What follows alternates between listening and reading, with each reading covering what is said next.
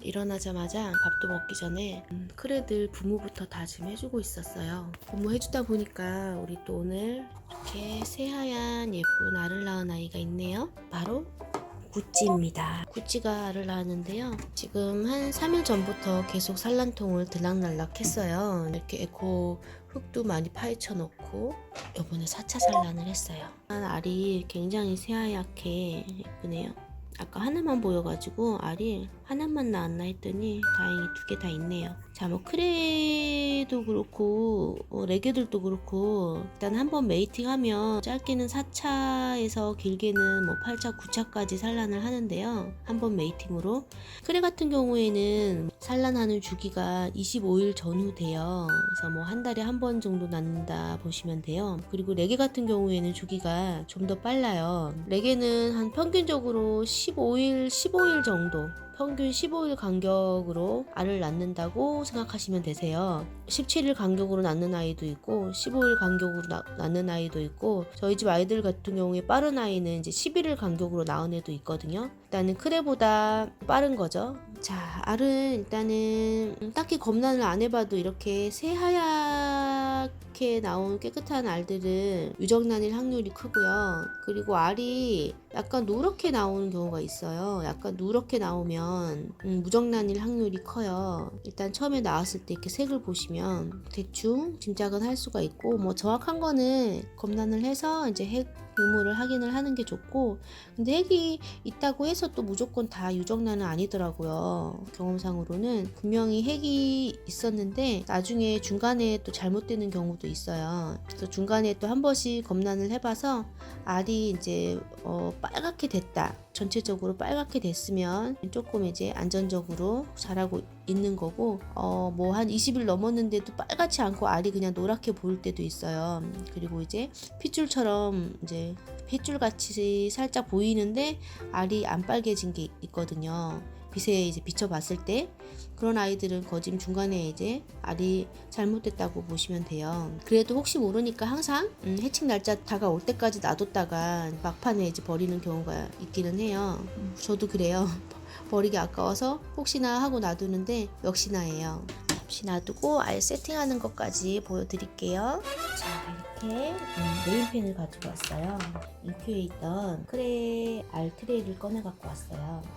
자, 일단은 알에는 처음에 이제 뭐 공기구멍이 알 상단에 생긴다고 하잖아요. 그래서 상단에다가 이제 위 표시를 저는 이렇게 해줘요. 표시를 해주고, 얘도 마찬가지로 이 부분 표시를 해줘요. 그리고 저는 여기다가 몇 가지를 더 작성을 해놔요. 헷갈릴 수 있으니까 이렇게 따로 이제 표시를 하거든요.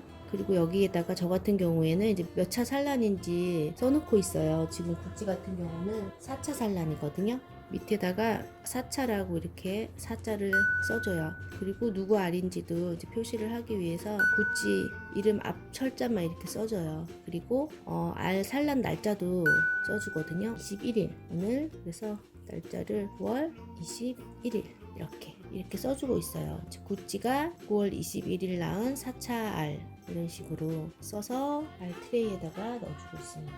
그러니까 이제 얘도 똑같이 또 4차 9월 21일 이런 식으로 이렇게 다 썼고, 자, 이제 알 트레이에 슈퍼헤치를 쓰고 있어요. 바닥재는 구멍을 파서 알이 한 반 정도 들어가게끔 넣어주시면 돼요.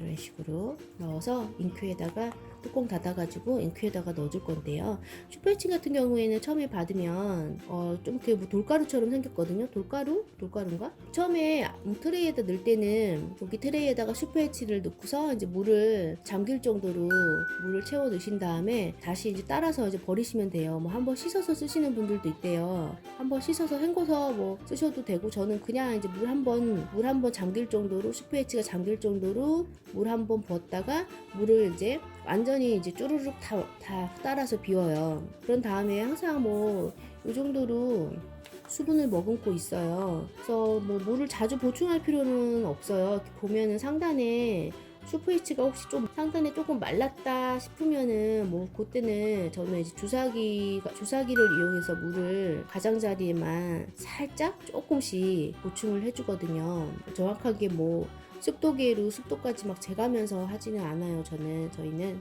이렇게 해서 이제 잉크에다가 갖다 넣을게요.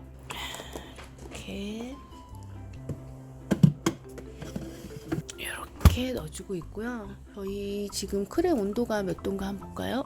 24.3도네요. 현재 인큐베이터 안 내부 온도가 24.3도예요. 제가 설정은 밑에 있는 게 설정이거든요. 23도 23.8 해놨구나. 24도 맞추려고 23.8도를 설정을 해놨어요. 그랬더니 24. 지금 3, 4도 정도 유지를 하고 있네요. 크레는 인큐가 24도 해칭을 하고 있습니다.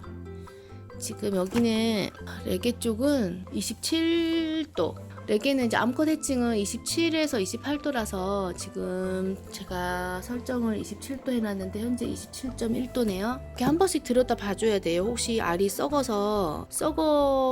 알이 있으면은 버리는 게 좋잖아요. 괜히 다른 알들한테 뭐 곰팡이 같은 게 번지면 안 되니까 한 번씩 봐주고, 또 이제 습도 상태도 한 번씩 체크를 해줘야 되고, 혹시 너무 또 슈퍼웨치가 너무 말랐으면 알이 또 찌그러질 수 있으니까는요. 근데 오래 가더라고요. 보충을 안 해줘도.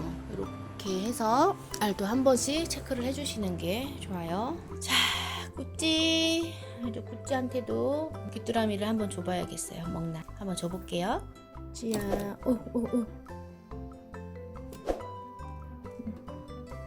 와, 어떻게 집었는지 그냥 뒷다리가 저절로 다 분리가 됐네. 여기 봐. 야, 뒷다리랑 어머. 뒷다리 좀 치우려고 그랬는데. 올라와봐, 다시 줄게. 원래 구찌가 엄청 잘 먹어요. 어릴 때부터 슈프도 잘 먹긴 했는데 중식을 훨씬 좋아했었어요. 응? 방향이 안 좋은데? 자, 그렇지.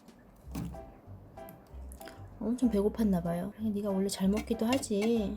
또 어제 그저께부터 산란 준비하느라고 잘 안 먹었을 거예요. 아, 슈프 잘 안 먹었구나. 근데 구찌도 자율 넣어주면 엄청 잘 먹는 아이인데 조금 먹고 안 먹었더라고요. 한 마리만 더 주고, 응?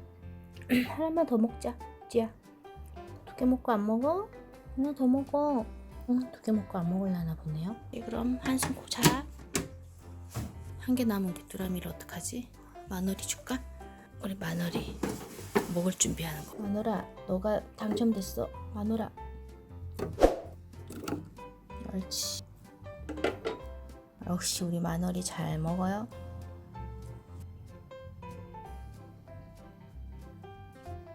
자, 여기까지 오늘 영상도 마무리할게요. 감사합니다.